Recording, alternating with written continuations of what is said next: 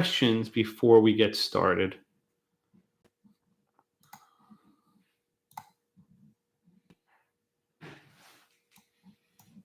I do not see any. Okay. Wait, I have a question. You got to raise your hand when you speak. I gotta. I'm sorry if you're in the classroom. It's not obvious. Just I need to have some hand raised. Who's this? Sorry, it's Javon. I was trying to find out if are we not doing the Zoom in the classroom anymore? We were supposed to. Is no one there?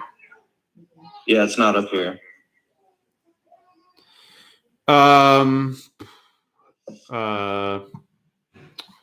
Let me email them now. What room are you guys in? 517. Room 517? Yeah. I'm sorry about that. They were supposed to be there. I apologize. It's okay. Thank you.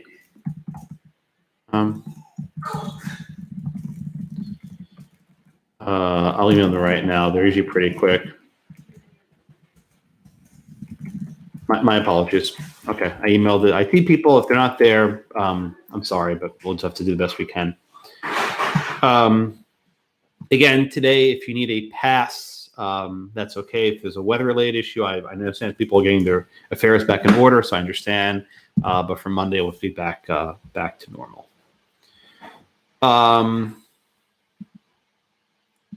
Other questions not related to the classroom that I can answer. All right. My goal for today is to do very little new material. If you looked at the syllabus, Monday's class is the same reading as today. I don't expect to get to either case today. We'll be doing almost all review. I have a lot of questions. It'll probably take the entire class. We're moving close to it. The reason why I'm spending so much time reviewing is that this topic is not easy, and it's what I call sequential. Each class builds on the next class. So if you don't get class number 1, you're not going to get class number 2, and you're going to be hopelessly lost for class number 3. It's very hard to catch up. So my goal is to walk you through each topic as carefully as I can. If you don't get it, come to office hours. Don't think you can teach it yourself over the spring break or in the finals. You won't be able to. If you don't keep up now, it's going to be rough. All right, so let's do questions. The first 3 questions for today's class, let me give you the link to the notes. The first 3 questions for class today are not new. We did them last class. We want to review them. Okay? So everyone, please look at question number 1. Okay? Question number 1, let me get the polling software up. This is, again, not new. To A and his heirs, or from O to A and his heirs. What interest does A have?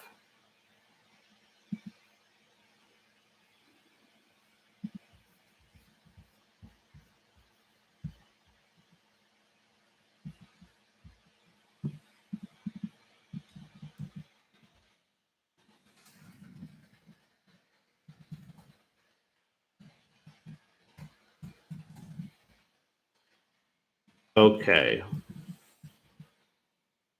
All right, who is next on my list? Sandra. Okay, there you are. Okay, Sandra, what did you put here? I put fee simple. Okay. How do you know that A has a fee simple, Sandra? Because it's going from O to A and his heirs. So how do you know that's a fee simple?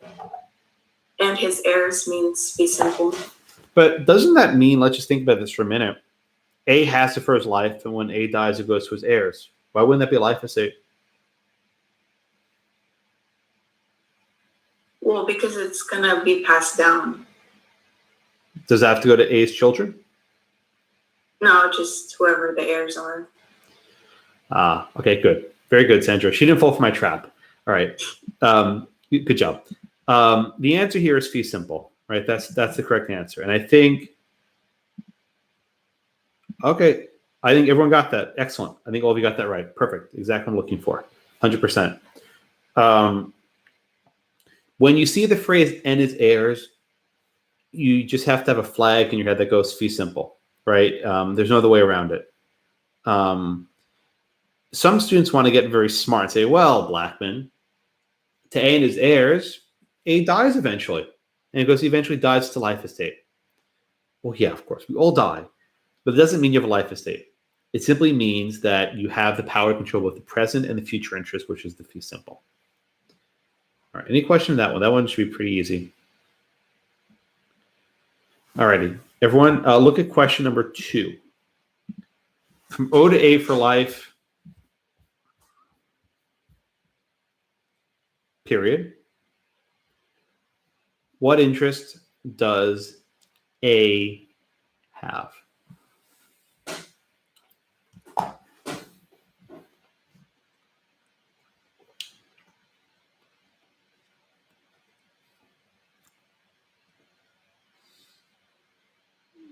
And this is going to be for Victor. Grayson, you have a question? Yeah, it's just not showing up on my iClicker. I know that may just be. I have 25 other people it's working. So try using your browser version as well. Yeah, for whatever reason, your app is not working, use the browser version. And I think that might be better. Right? Yeah, I just wanted to say for the iClicker, a lot of the accounts have expired this week. So I had to renew my subscription this week. Okay, thank you for that. Yeah, I mean it's a cost you have to incur. I know it sucks, but it's not very expensive, and hopefully other classes use it, so it's not just me. All right, Victor, you here? Yes. Okay, Victor, thank you, sir. What's your answer? Said life estate. Okay, very good. How do you know it's a life estate? Because he has life estate is future interest that someone has.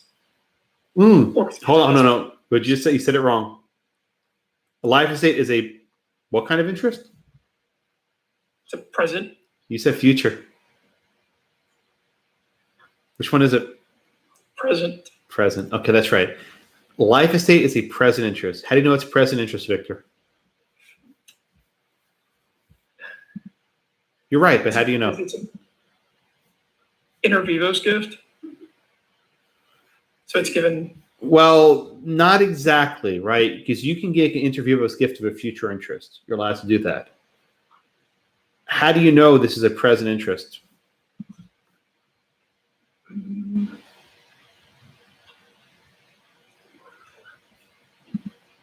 Because it doesn't say to his heirs.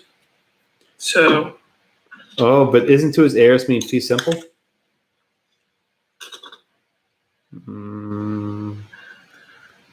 Oh boy, Vic, you're right. The answer here is life estate, but I want to drill this point. Garrett, you here? Garrett? Yes, sir. Garrett, why Yes, sir. is a life estate a present interest? It's an easy answer, but I want to make sure we get this point clear. Because it lasts the duration of his life. Well, that's true, but why isn't it a future interest? It's a really obvious point. What's the difference, Garrett, between a present interest and a future interest? So a present interest, a future interest would be No. Well, what's a present interest? Start there. present interest. You have it now.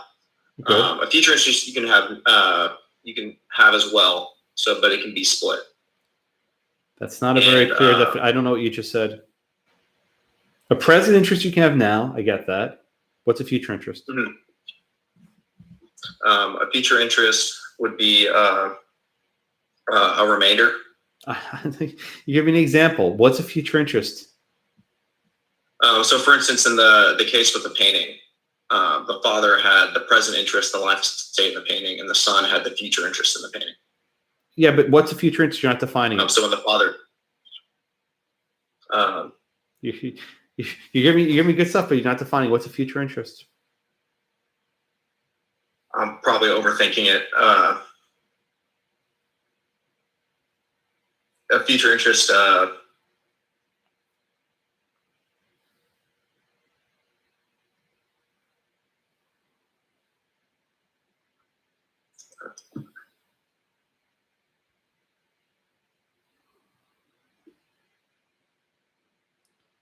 I think I'm overthinking it. A future interest. Okay, so let's make this. You said a present interest is an interest you have now.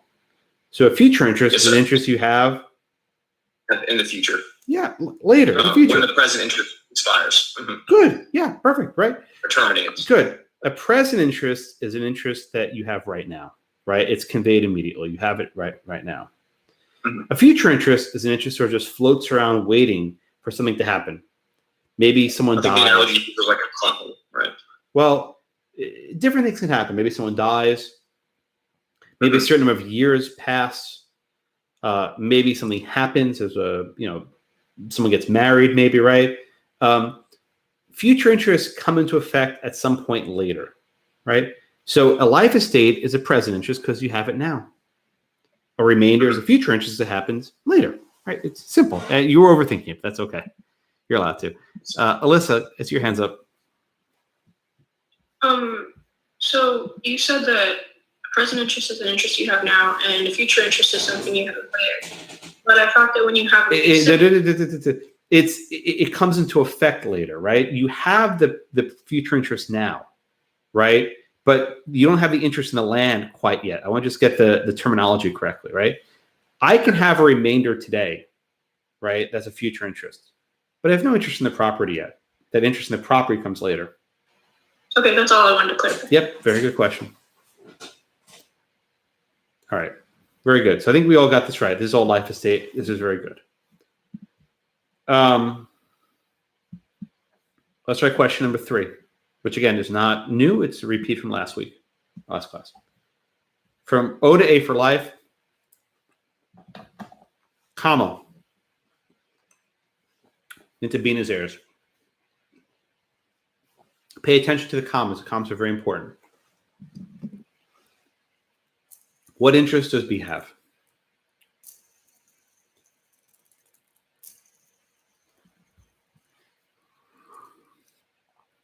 Okay, and this is going to be for David.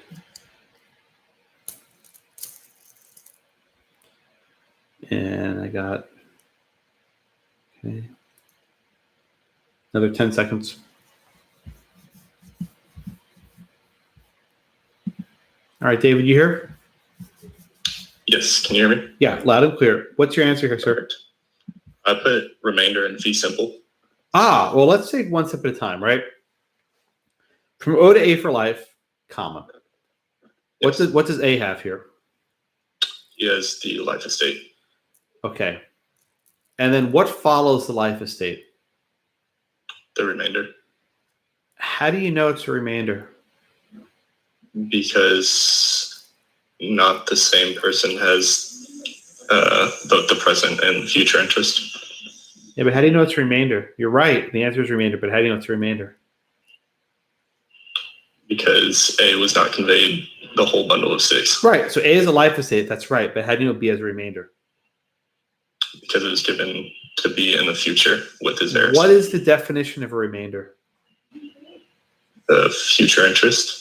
There are going to be many future interests in this class. You have to be more specific. Give me a definition of a remainder.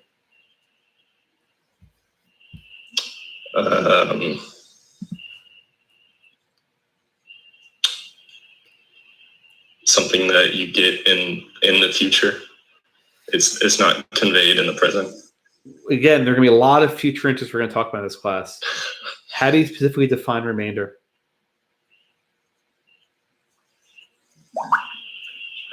It's something that comes after a life estate. There it is. Okay, good. All right. Thanks, David. Excellent. All right. So in this class, we're going to have a lot of future interests. You're going to have a chart with one after the other. You're going to hate me, right? So far, we have one future interest. We'll have another one in a minute. But so far, we have one, which is a remainder. And let me give you a definition for remainder that I think is helpful. It's not perfect, but it'll get you where you need to go from today. A remainder is the future interest that follows a life estate. Okay, a remainder is a future interest that follows a life estate in a third party. Huh? That's what I just said. The remainder is a future interest that follows a life estate in a third party. So let's look at this example. You have O and A, right? O is the grantor. A is the grantee, right? O is giving the life estate to A. B is a third party, so it's just floating around there waiting. When the future interest goes to a third party after a life estate, we have a remainder. Okay? It's a remainder. We'll get in a second to what happens if it's not to a third party. All right. Now, David said remainder in fee simple. That's actually a very good answer. About half of you put remainder in fee simple, which is good. Some of you put just remainder. Remainder is not wrong, right? Remainder is not wrong. But remainder in fee simple is better. And how do you know you have remainder in fee simple? Because the phrase N is heirs. Right? I told you when you see the phrase N is heirs, you need to think fee simple. So let's just give a complete statement. In this case, A has a life estate. B has a remainder in fee simple. And just pay attention to the wording, remainder in fee simple. Why in? I don't know. This is what lawyers say, but it's in fee simple. B has remainder in fee simple.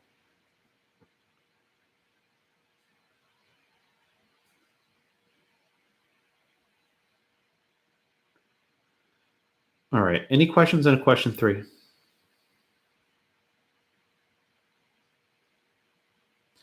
All right. Let's move on. Let's do question number 4. And it actually has 2 parts. And this was actually question number 7 from last class, which I didn't get to deliberately. We'll do it here.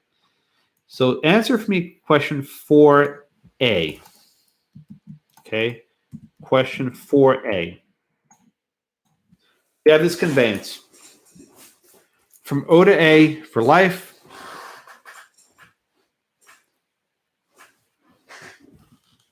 then to B for life. What interest does B have?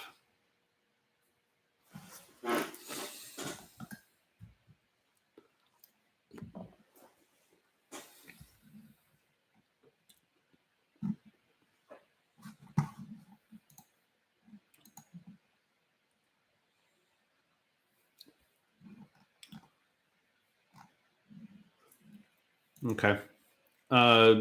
David, is your hand up? Yes, just wanted to say that I'm also now experiencing eye clicker issues, so I'm going to try and, if you're missing answers, I'm on the browser. Okie doke. Thank you.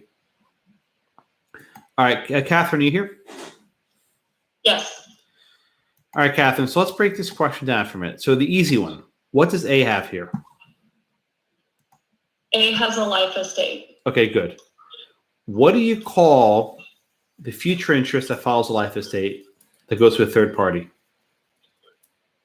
Remainder. Okay, good. And here's your hint that you have a future interest, the word then, THEN, right? When you see a comma and then, you know it's future interest.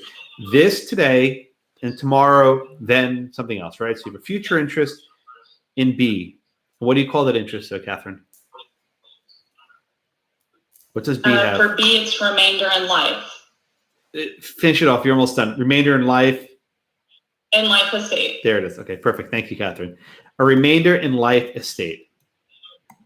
That's, I think, most of you got this right. Very good. Okay, remainder in life estate. Okay, I want you to use that exact phrase, remainder in life estate, because that's how lawyers speak. Okay, thank you, Catherine. When you have a future interest after a life estate that goes to a third party, it's remainder. But this is not a remainder in fee simple. B has only a remainder in life estate. Right? Let's just walk this through, right? When A dies, it goes to B. But B doesn't have it forever. B has it only for his natural life. B can't leave it to his heirs. Grayson, if you're asking about I'll get there in a second. If it's another question, I'll answer it. Yeah, it's another question. Okay. Well, I understand that we're now doing remainder and Don't say the other one yet. Oh, I was just saying, like, will we ever have an instance where it's just remainder from now on? You mean not remainder in life estate, remainder in... Right. Will it ever just be remainder? No. You always have to specify what type of remainder it is. Okay. That's good. All right. Thanks, Grayson. Yeah, Garrett. If you're asking about I'll get there in a second. Oh, no, sorry. I was going to ask, for 4A here, that would not be a merger, right? That's only when you have a present interest and a future interest. There's no merger coming together. There's no merger. Think of it this way, right? It's actually a good way of segueing to number 4B. Actually, you know what? Let's do 4B, and I'll answer your question a little more clearly. In my other class, someone ruined 4B, and I was annoyed. So I'm trying to avoid that happening. 4B. What interest does O have?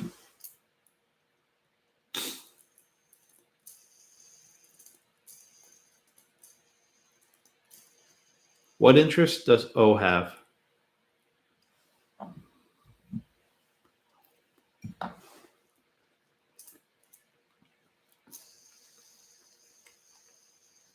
This will be for Taylor in about 20 seconds.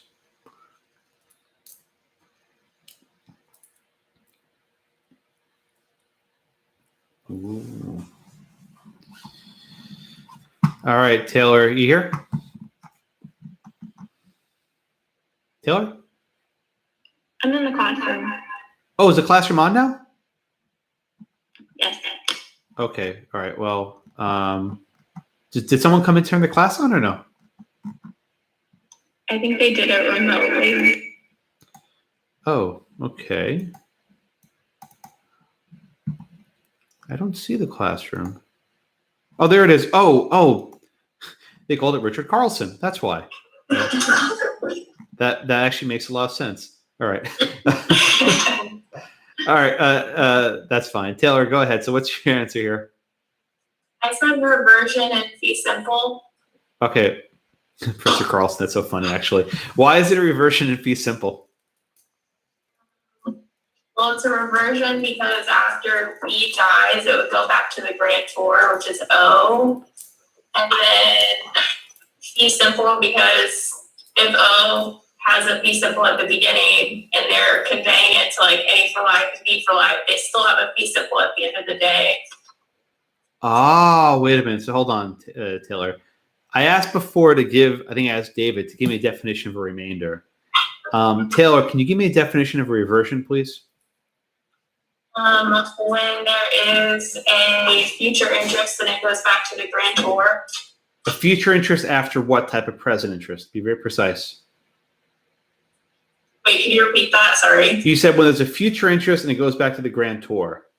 I want you to just modify your definition a little bit. A future interest after what type of a present interest? Life estate. Good. Okay. So it's a future interest after life estate that goes back to who? Grantor. Perfect. Okay. Thank you so much, Taylor, or Professor Carlson, I should say. It's so funny. I'm like, what's he doing in my class? We have this example from O to A for life, then to B for life. We already said that A has a life estate, and then B has a remainder in life estate. But eventually B is going to die, right? What happens to the property after B's death? It's got to go somewhere, right? It's got to go somewhere. And under the law, it goes back to O, the grantor. We call that type of future interest a reversion. A reversion. Okay, not a reverter, a reversion. Now again, I defined a remainder as a future interest after life estate that goes to a third party, right? B. Reversion is different. A reversion is a future interest after a life estate that goes back to the grantor. Right? A reversion is a future interest after a life estate that goes back to the grantor. In this case, it's O. It's almost always O. Students will often confuse a remainder and reversion. Now they're easy to distinguish. We'll have cases where it's not clear which is which. And in fact, if you read, there's a footnote in the first case today where the court set, where the book says that the court screwed it up, right? They confused remainder and reversion. It happens. But for your purposes now, the reversion is a future interest after a life estate that goes to the grantor, goes back to the grantor. Why? Think of it in terms of the bundle of sticks. I think someone asked me this question a minute ago and I dodged their question because I wasn't ready for it. Now I'm ready.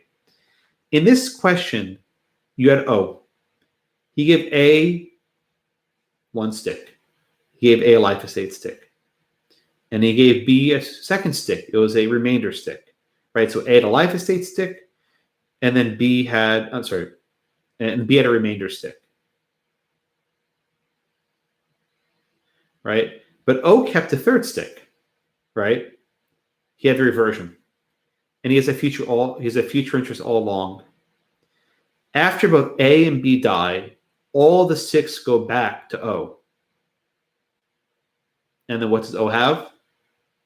A fee simple, right? So to be precise, O has reversion in fee simple, which about a third of you got. That's pretty good, right? O has reversion in fee simple. If you wrote reversion, that's correct. It's not wrong, but reversion in fee simple is better.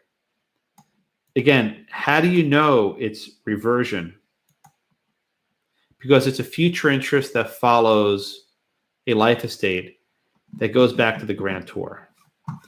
It's a complicated concept, right? That you have to sort of work your way backwards. You say at the time of the conveyance, well, first it goes to A for his life, and then it goes to B for his life, and then after B dies, it goes back to O. Oh, that must be reversion. In other words, you don't know what it is till you actually think it through step by step, which is why this topic is so complicated. You can't just memorize a rule. You have to actually analyze each conveyance. You go comma by comma by comma.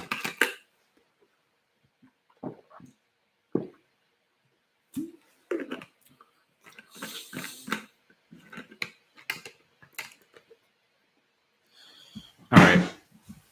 So question on number 4.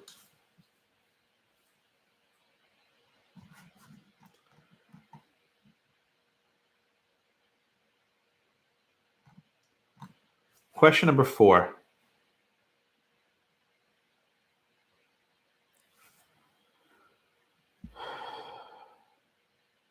I don't believe you. This is hard. This is not easy.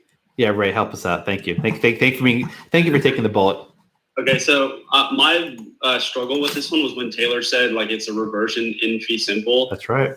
So is that necessarily true? Like, so obviously when B dies, I understand, yes, he has a reversion in fee simple, but like if the question is saying like B is still alive, what interest does O have currently? Would it still be a reversion in fee simple? Yes. It's reversion in fee simple. Let me explain this to you. When I ask you what are the present and future interests in a conveyance, I'm asking you what are the present and future interests when this conveyance is drafted, right? I don't care what happens later. If I say, after A dies, what are the interests then? I can ask you that question. But generally, the way I put in an exam is when this conveyance is drafted, what are the present and future interests? So we know A's alive, we know B's alive because they're named here, right? You don't give property to a dead person. I mean, you can, but it doesn't work, right? Zombies, whatever, right? But you have A and B and they're still alive. And we ask, what are the present and future interests at the time of the conveyance? And we would say O has reversion in fee simple. Ray, let me ask you a question. What happens if O dies? What happens to that reversion? So if O dies, it would go to his heirs. Exactly. O's heirs would inherit the reversion. That's fine, right? Ray, what happens if B dies? So if B dies, it Ooh. would go back to A or back to O. Sorry. Yeah. So because B only has a life estate, if he ain't alive, he can't get it. It goes to O. Yeah, you basically skip over B. You see how these questions can get messy, right?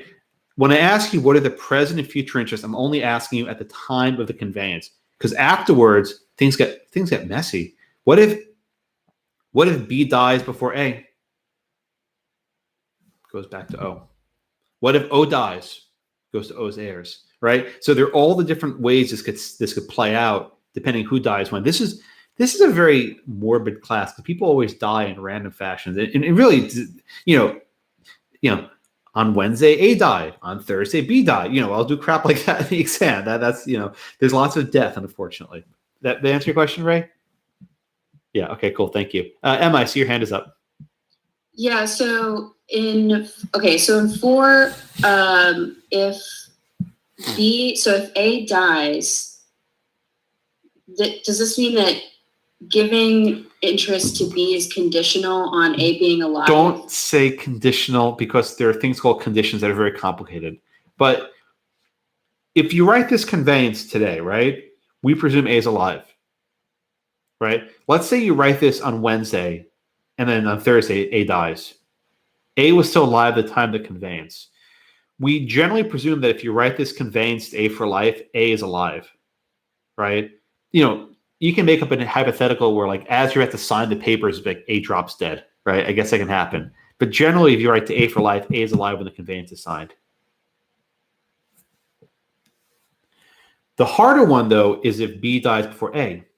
Then upon A's death, it goes to O. B's heirs get nothing. B's heirs get nothing at all. Okay?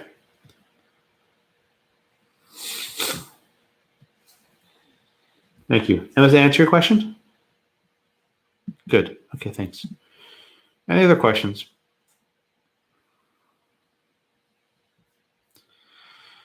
All right, let's look at question 5. Question 5, this one's multiple choice. There are 2 transactions. Blackacre from O to A for life, comma. Then to B and his heirs. Next. A sells Blackacre to C. A dies. Who owns Blackacre?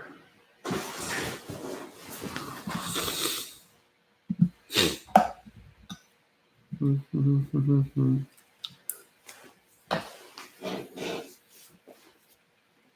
this will be for, I think, Sarah. You here? Yep, you're in the classroom. Gotcha. Okay. All right. Another 5 seconds.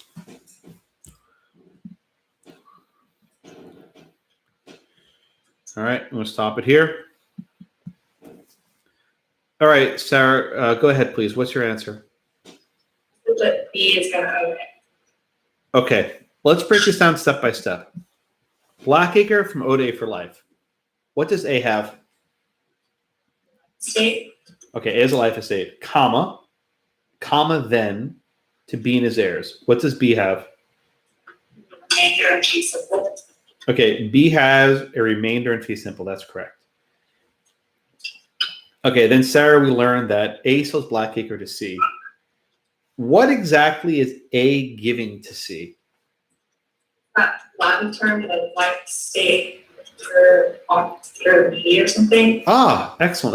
You actually just answered question number 6. So go down to question 6. I won't have to do it now. Right? From O to A for the life of B. What interest does A have? It's called a life estate. It's French, per autre vie. What that means, it's a life estate measured by someone else's life. Right? It's a life estate measured by someone else's life. So in question 6, It's a life estate measured by the life of B. In question 5, C now holds a life estate measured by A's life. So, Sarah, what does that mean? What does that mean when A dies? Then B gets the things that C now has, so B now gets block acre. Exactly right. So the answer here is B. About 75% of you guys, I'm sorry, B owns Blackacre, which is choice A. Sorry, I freaked you all out. I'm sorry. B owns Blackacre, which is choice A. Okay. B owns Blackacre, which is choice A. Why? Because the life estate is measured by A's life. A cannot give more than he has. A has one stick in the bundle. His only stick is a life estate. When A gives his stick to C, C's estate is not measured by his life. Buying a life estate is risky because you don't get to keep it. Because if suddenly the person who sells it to you dies, you lose it. Think of the second case today, which I can get to, the Whedon case from Mississippi. This poor woman was given this life estate, which she couldn't get rid of. No one wanted to buy it from her. She outlived everyone, as it turned out, but no one wanted to buy it from her because it wasn't valuable. Why? Because the second she dies, it goes somewhere else. Who's going to build and invest upon a property if you only have a life estate? Life estates are not very nice. You know, the husband, I love my wife so much, but I don't love her that much, right? He only gave her a life estate, which means she couldn't sell the property. He loved her, but not that much, right? He wanted to make sure someone else got it later. And, you know, she outlived all the kids. That's how it works. All right. So now we have 5 and 6, right? So 5, the answer is B owns Blackacre because he has the remainder. And 6 is what's called a life estate per attribute. It's measured by the life of A.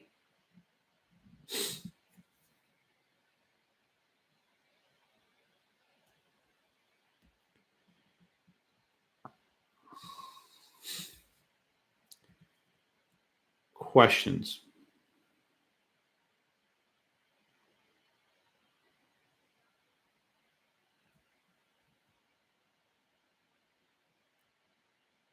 Yes, Luis, go ahead. Yeah, so I kind of wrote down like a definition for the life estate pure attribute, and I just kind of want to make sure it's like on point. I'm not really messing it up. I have it's a present life estate interest that's measured by the person with the life estate's life who sold it. So like the original life estate holder. Because it's kind of hard for me to grasp it. It's so not. Just kind of it's not. Let me try it again. And it's life estate per attribute. life estate pure attribute. Yeah, and someone, even if you can't access the app, it's on the class notes. I put it in there, number 6. It's a French phrase, right? It means a life estate that's measured by someone else's life. So it's not the person who has it. So that's why I give you an example from O to A for life of B. From O to A for the life of B, right? A has it for as long as B is alive. So I'll give you an example, right? Let's say there's a grandfather and a grandson. And you give property to the grandson as long as the grandfather's alive. When the grandfather dies, the son loses it. The grandson loses it, right? You're giving someone a life estate based on someone else's life. Because maybe you only want it to last while there's a certain relation. Once grandpa dies, you don't care about the grandson anymore. Something like that. Yes, Lacey, go ahead. I was just going to ask, have you seen the new Doolittle with Robert Downey Jr.? The new what? The whole thing, the new movie Doolittle, Dr. Doolittle. I'm so bitter after Iron Man. I'm still sad he died. I can't watch it. No, I'm just kidding. No, I didn't see it. The whole thing is based off of what you're talking about, a life estate pure attribute. Really? The queen gives him the estate, but only for the queen's life. And so Doolittle has to go on a quest to try to save the queen so he doesn't lose. Yeah. Oh, no, I have to watch it. It's on Disney Plus. I keep not wanting to watch it. It looks is it terrible? Is it bad?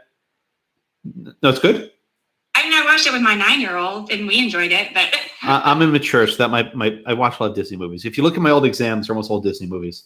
And if you love Robert Downey Jr., you can't go wrong. He's Iron Man, and I can't get over the end anyway. So, Okay, now we have to watch it. All right, so what you're describing though actually wasn't uncommon. We'll do this later this semester, where people would sometimes give a lease that says this lease shall last the duration of the queen's reign, right, or the king's reign. So you would actually see these documents, or I give, I give this property until the current monarch dies. So this was actually fairly common. And they would pick these events because it was a date that everyone knew, right? Everyone knew when the queen died. It was a big deal. So that's actually a good idea. So Dr. Dolittle, Iron Man, has to keep the queen alive in order to keep his animals. Is that the premise of the movie? All right, you sold me. I'm gonna have to watch it. All right, I may not like it, but I'll watch the movie. Fine, you win. All right, good. Thank you. All right, but yeah, it's a French phrase. I don't care if you can pronounce it, but just spell it somewhat correctly. I'll be happy.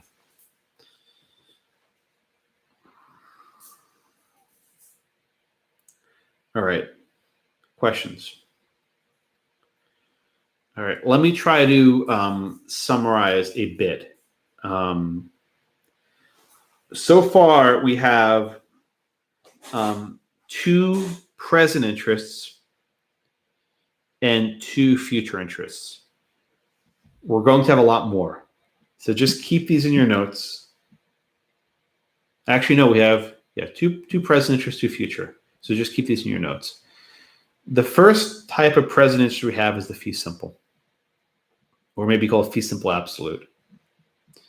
The fee simple means you have the entire bundle of sticks. You can convey who has in the present and who has in the future.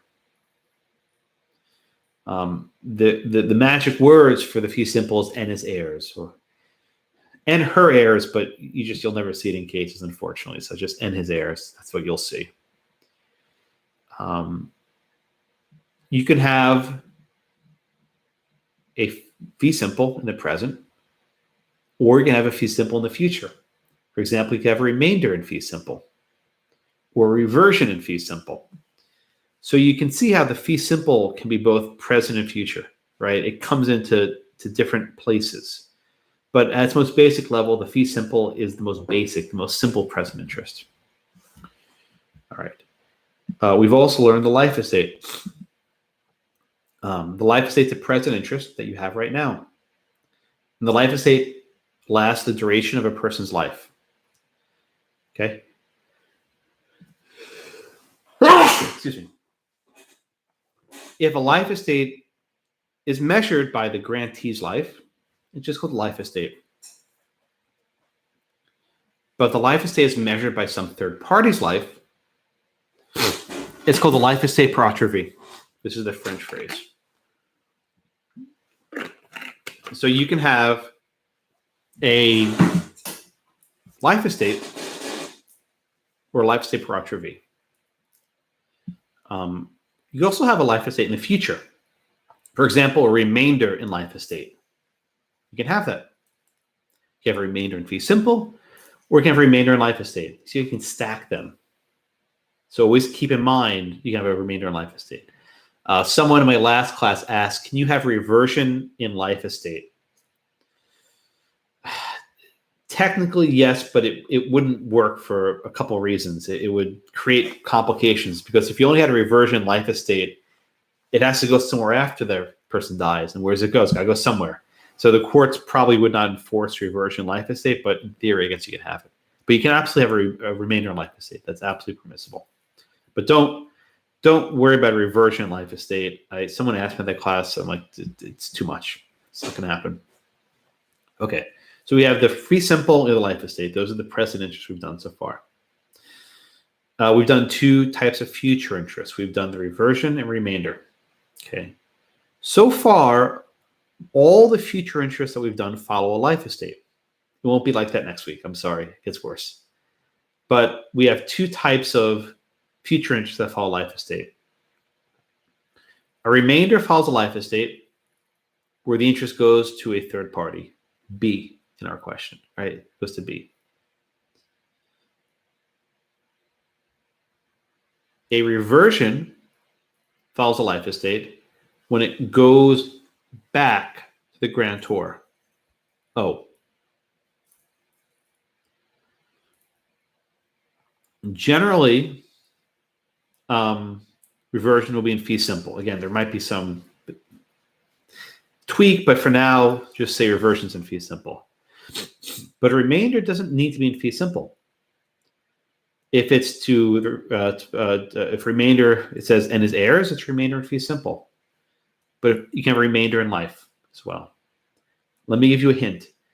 If you have a remainder in life estate, there will almost always be reversion, right? Why? Property has to go somewhere. So if you have a life estate followed by a remainder in life estate, the third interest is almost always going to be reversion. You can just sort of memorize that for your notes, right? If you have a life estate followed by a remainder in life estate, there's going to be reversion. Not always, but it's a pretty good guess it's going to be reversion. Why? The property has to go somewhere. A judge needs to be able to say at any given point in time who owns this piece of property, right? Who owns Blackacre? Why Blackacre? I don't know. It's this old professor thing where property is always called Blackacre or Whiteacre or Greenacre. There's some explanations why none of them really make sense, but we just call it Blackacre, so just get used to it. But we always need to be able to explain who owns Blackacre at any given point in time. So currently there's a life estate. In the future, there'll be a remainder in life estate. And then there's going to be reversion in fee simple. You can inherit a remainder, right? Let's say your father has a remainder in fee simple and he dies. You can inherit that. You can inherit a reversion. Let's say your father has a reversion in fee simple. You can inherit that also. You cannot inherit a remainder in life estate. Why? Because when he dies, it's gone, right? If B dies, you get nothing. This, I think, was David's question some time ago. Again, so you can inherit a remainder in fee simple. You can inherit a reversion in fee simple. Selling a remainder is tricky. In some cases, you can sell a remainder. Harder to sell a reversion, but we'll talk about that later this semester. We won't get that now. But for now, you can inherit a remainder. You can inherit a reversion. All right. We'll move on to the other stuff for today in a minute, but I want to make this point very clear. You need to walk through these conveyances step by step. You have to look for commas. Look for the word then, THEN. You need to look for phrases like and his heirs or for life, right? You need to trace, it goes from a life estate to a remainder in life estate, but then what, right? Nothing, I mean, let's just go back to number 4 for a minute if you can, please. All right, look at question number 4. Nothing in number 4 tells you it goes back to O. Look at it. It doesn't say that. Nothing in number 4 tells you that Blackacre goes back to O. You have to draw an inference. You have to say, after B dies, it's got to go somewhere. It's got to go back to O. And that's how you know there's reversion, right? Nothing tells you that. You have to infer it, right? It can never be the case that property just floats in the ether, that no one owns it. Someone has to own property at any given time, okay?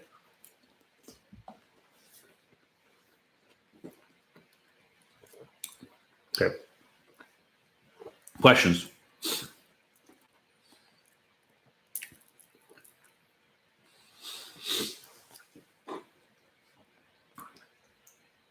You're lying. I know this doesn't make sense. This is hard.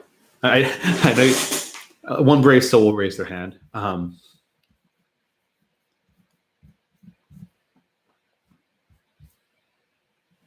Okay. No one?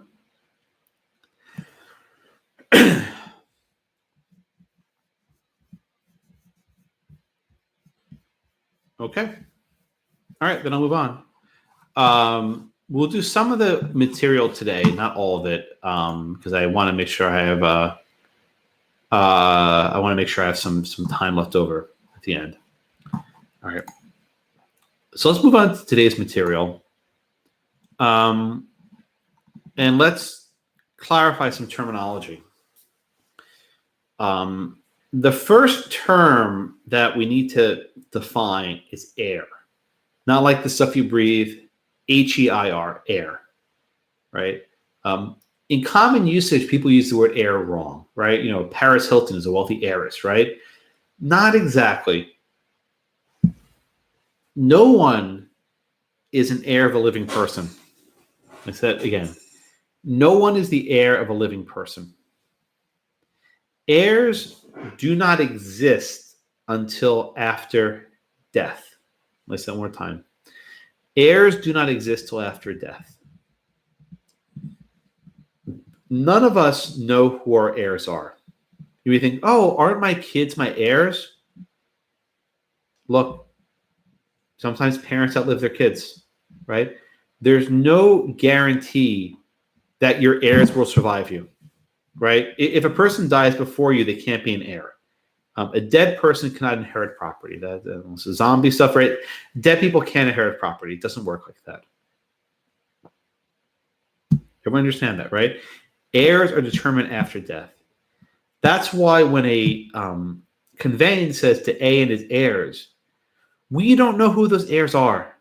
That's why the phrase "and his heirs" means whoever happens to be an heir at his death, and he can dictate who that is in his will, right? That's why it's a fee simple. It's not leaving it to specific people. It's leaving it to whoever A decides are his heirs at some point in the future, or A can sell it. Doesn't have to keep it at all. All right, so please, if you use the phrase heir, use it precisely to refer to those who are alive at the time of the person's death, right? Don't use the word heir to describe someone's alive. Everyone okay with that? Yeah? All right. The next term doesn't really need definition, but I'll say it's spouse, right? Husband or wife. All right. A spouse is not related by blood. Usually, I always get in trouble with this one. I suppose it's possible that a spouse could also be a relative, and depending what state you're in, it could be different degrees of blood relation. I'll leave that as I'll leave that aside for now. But a spouse is not going to be related by blood, but they're related by marriage. All right. We'll get to class on Monday how property is chopped up among different family members. I don't want to rush that today. It takes too much time. That's if you go to page 260, the first question. We're going to start class on Monday there. So we're not going to do that yet. I'm going to skip that for now. But the question on 260 will start there on Monday. If you want to look ahead, it's questions number, 7 through 13. We'll do those questions on Monday. All right. So you have an heir. Okay. You have spouses. The next term that I want to define is intestate. Intestate. Okay. What is intestate? An intestate is a person who dies without a will. Okay. An intestate is a person who dies without a will. That is a noun. Intestate is also an adjective. That is, he is intestate. Intestate is also an adverb. That is, he died intestate. The word intestate can be used in many different ways, but it generally describes a person who died without a will.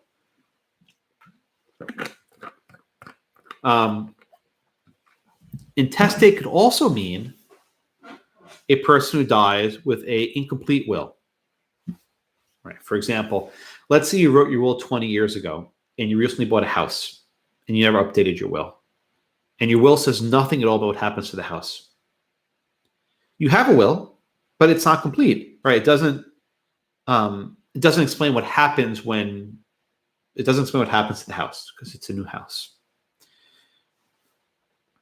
So intestacy, again, is when you die without a will, right? Or you die with an incomplete will. You have partial intestacy, it's called. Partial, here, it's not intestines, intestacy, right? Not interstate, not intestacy. Just try to spell it right for the exam if you can, please. You have intestacy or partial intestacy when you die with perhaps an incomplete will. These are words you'll see a lot this semester. All right. Any questions so far? Yes, Grayson. I just want to make sure that I'm distinguishing them right. And an intestate is a person who dies without No. Intestate. Just say it like I did. Intestate. You said something else. Intestate. Okay. Intestate. Good. Intestacy. No. Intestacy. Just say it like I did because you're gonna screw it up if you don't. Intestacy. It's just a partial will, but it could be no will. Right. You're trying to the words are used sometimes loosely, but intestacy usually describes a person who doesn't have a will. Perhaps you would call it partial intestacy if the will is incomplete. It doesn't describe everything. But you may still say, for example, in the first case, the white case, they said it was intestacy, right? She had a will, but it wasn't clear what the will was. It was incomplete. So courts don't always use these words in a precise fashion. I hope you would.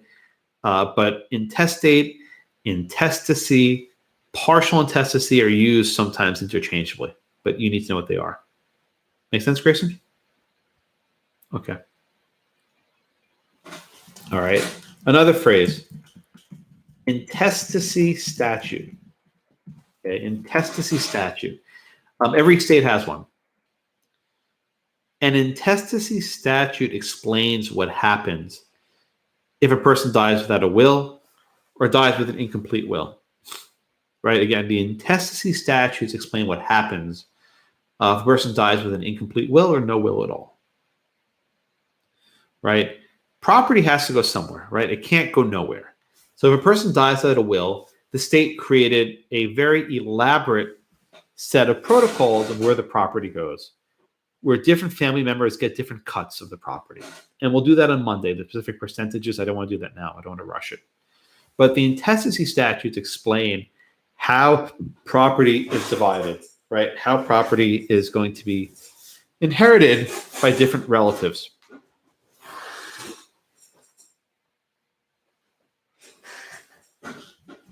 Okay? Everyone with me?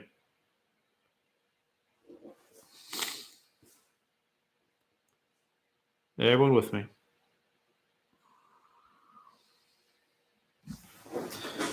All right. Very good. All right. Okay, so we have intestacy, partial intestacy, intestacy statutes. All right, everyone with me? The next term that I want you all to know is issue. ISSU, issue. Issue historically meant children, right? Your biological children. But issue can also refer to people that are your descendants. For example, grandchildren, grandson, granddaughter. If a person doesn't have any children, they have no issue. For example, Jessie lied in the case for today. She was a widow without kids. She had no issue. Okay?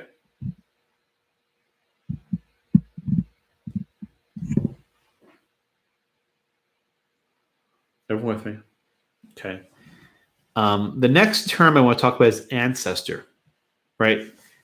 Issue is going down your bloodline, right, to your children or grandchildren. Ancestor goes the other way, goes up, right? Parents, grandparents, great-grandparents. So in some cases where a person has no issue,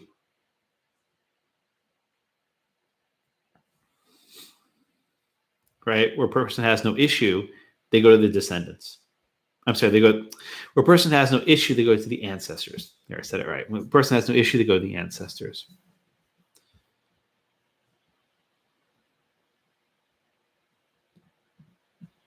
All right. Questions on ancestors? Yes, Grayson, go ahead. Okay, so I just answered a question by thinking. I'm sorry. You good? Okay. Alyssa, go ahead. I just wanted to to clarify something about issue. Does it have to be biological? Yes. Like, it has like an adopted child? Well, okay, yeah. Well, I think you're asking. Generally, yes, adopted children are going to be considered issue. It wasn't always that case, but now they are. Okay, thanks. Very good question. Yeah, I mean, adoption wasn't always available, but today that would be considered a child. Yes, Jeanette, go ahead. So for ancestors, it usually goes to the parents, right? Because you go up the, I guess, family tree. Right, you So go to if the there's no. parents and grandparents, right? Oh, okay. That's what I was going to ask. Yep. The grandparents. Yep. Okay. Good. Thank you, Jeanette. All right. Questions so far? All right. The next term that I want you all to know is collateral. Collateral. It's a funny word, but it means blood relatives who are not in your direct line. So it's not your issue, your kids, your grandkids. It's not your descendants. I'm sorry, I keep saying descendants. It's not your ancestors, grandma, dad, mom. It's everyone else who's blood related. Brother, sister, nephew, uncle, aunt, cousin. Again, not spouse. Your spouse usually is not blood related. Although, I mean, just pause for a minute and imagine if you marry a close blood relative, it gets really messy. I mean, for a lot of reasons. But the property also gets messy because are you inheriting as a spouse or are you inheriting as a cousin, right? You know, it's as I say, it's complicated.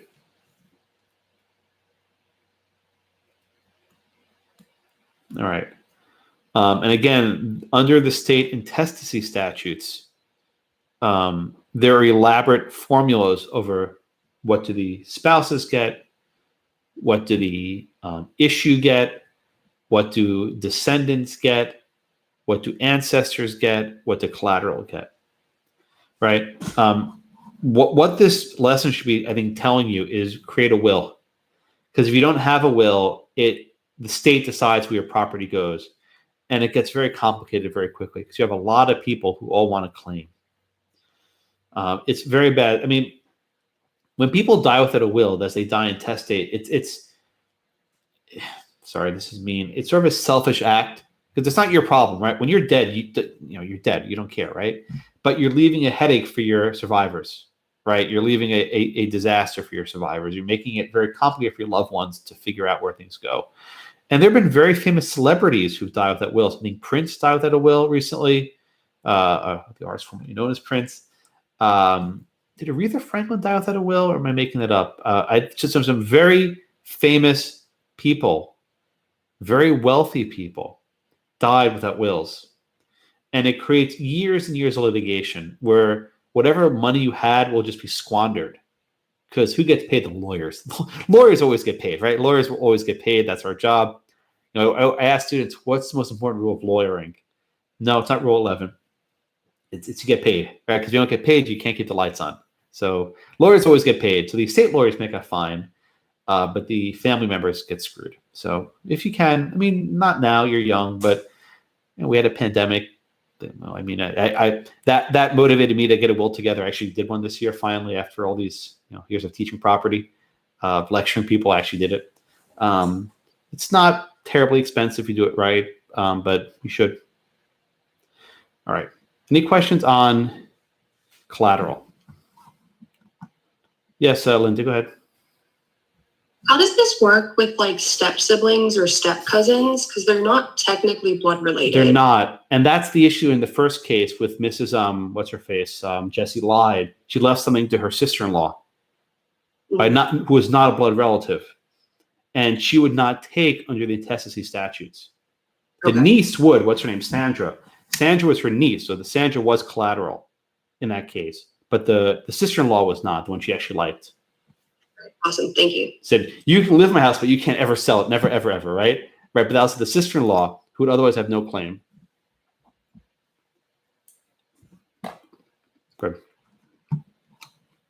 Questions? All right. The next term is a sheet. Sheet. E-S-C-H-E-A-T. A sheet. This is a concept that students love, and it never comes up. What if a person dies without any heirs? In that case, the property goes to the state, goes to the government. But, and I'm telling you there's a big but, everyone has heirs. Everyone has a distant cousin somewhere, a different aunt somewhere, a different uncle somewhere. Everyone has a distant cousin. For most people who lack money, it doesn't matter, right? No one's going to want to waste their time tracking down the genealogy of some obscure family member. But where there's money, oh, there are heirs, right? There was a case a couple of years ago where there was a Holocaust survivor whose entire family was killed in the Holocaust, who had no relatives he knew of, but he had a lot of money. People come out of the woodworks and show up. They find themselves. There are genealogists whose entire business is tracking down the heirs of wealthy people to try and get a cut, right? That's what they do. Right? They go, aha, I am the long-lost 15th cousin of so-and-so, right? If you're the only known heir, you get the entire estate. Not a small thing. That's a big deal, right?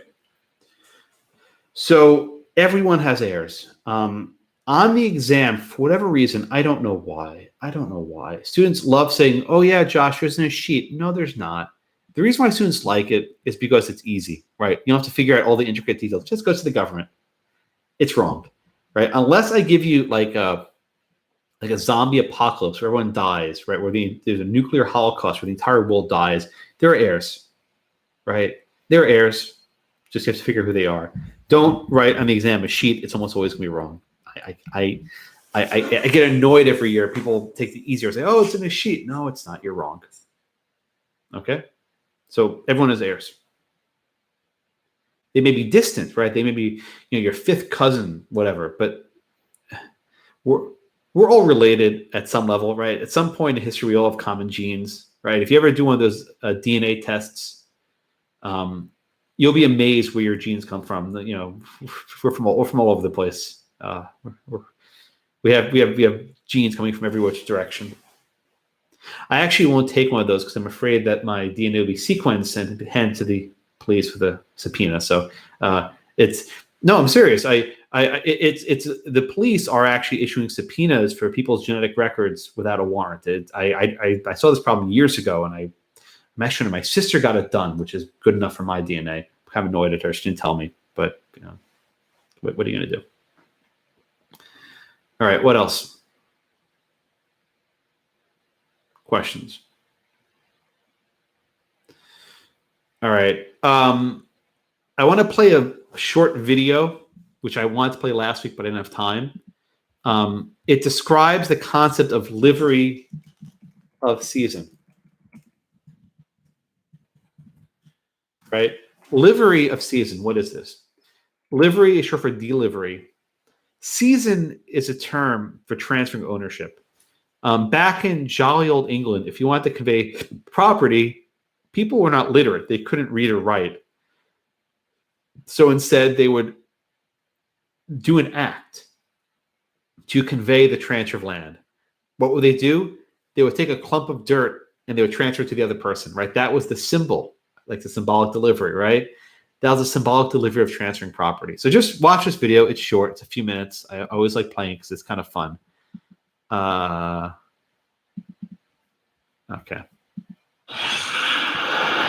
Broker IPTV. Today we're talking with Michael Robinson from Robinson and Henry Law Practitioners. Michael, welcome to the show. Thanks for being with us. Glad to be here. We had you on a previous segment and we were talking about deeds and the different types of deeds. We went through the standard 6, but at the end we started talking about a very old method in which they used to transfer property, and it was called livery of season. Is that correct? It sure is, and that's where the word deed actually comes from, is that action. All right, real quick, what is livery of season recap? Okay, because most people were illiterate in England at the time this thing developed, they would bring witnesses out to the property, and witnesses would be able to witness the buyer giving money, the seller giving over the actual physical parts of the property, namely turf and twig, which is the two things that it's called turf and twig ceremony. All right, so for a first time ever on Broker IPTV, we'll do a reenactment here. I think it's an excellent idea. So what we're going to do is we're in Old England, and we're going to transfer property. And of course, we have to dress the part. Now, am I the buyer or the seller? You are the buyer. And you're selling me this land. Yes, and we've come out here with 2 witnesses Okay. to watch All right. all this happening. And how does this procedure go? Okay. You're going to start by cutting out a piece of turf on the property. All right. So we'll just. And you hold on to that turf. I hold on the turf. Okay. Now, put money in the hole. All right. I got some cash. How about a buck for this? Buck Will is this worth work? here. It's a couple shillings back in Old England. Okay. Okay. And then hand me the sod. This piece? Yes, you do. Okay. And I take the twig. Yes. And I take the sod, and I say this following: this turf and twig I give to thee, as free as Athelstan gave to me, and I hope a loving brother that will be. And I twiggle you with the twig. Really? Yes, I do. And then I put it in the sod and I hand it to you. Thank you. And then you take the sod and put it back in the hole. All right. And with that, you just bought this wonderful property. And I've been twiggled. Yes, you have. Wow. And the reason for that was so that blind people could still buy and sell property, even if they couldn't see what was going on. They knew that they were at least getting the twig, and they knew that they were getting the property. Well, that's a heck of a lot easier than the 3-hour closing today. Yeah. In Pennsylvania, the entire state of Pennsylvania was purchased exactly this way by William Penn. Really? Yes. And there's a statue of him in Delaware, actually, which is across the river from Pennsylvania, where he actually did this turf and twig ceremony. All right. Last but not least, could this be recorded? Yes, and that's actually what happened was at a later time when we started moving more towards recording of deeds, they would get the witnesses and they would get them to sign an affidavit saying that they had done this particular thing and that they had witnessed that this happened. They witnessed an action. They witnessed a deed occurring. You did a deed, Yes. or I did a deed by giving it to you. And that's actually where the word deed comes from. And all the other deeds that we have today, and this thing, and most of this stuff, if you think about it, still exists today in modern real estate. When you go to a closing, there are other witnesses, one of which is the notary public. And almost always when you go to a closing at the end, the buyer hands the keys to the seller, which is the... Well, I'm going to twiggle my buyer at my next closing. Michael, thanks so much for the information. I appreciate it. Okay, good. You will remember nothing from property except for twiggling. You'll remember this for years and years and years. I swear, I have students who come back like, I remember the twiggle. Right, so that will be burned in your retina. There you go. You're welcome. All right, we are just about out of time. The reason why we have these complicated rules was because of twiggling, right? That for many years you had these elaborate ceremonies where property was conveyed. And that was replaced over time by these written instruments. But the written instruments are also written in a very strange, bizarre language. All right. So to summarize, we have our 2 present interests so far. We have the fee simple and the life estate. We have our 2 future interests so far. We have the remainder and the reversion. Know how to identify them cold, right? Know how to identify them cold. In class on Monday, we will begin our discussion of the problems on 260, which actually discuss how property is divided when a person dies without a will, that is, dies intestate. We'll also do the 2 cases, so make sure if you read them for today, that's great. Make sure they're fresh in your mind for class on Monday. All right. The minute poll's running. Any questions before we wrap up?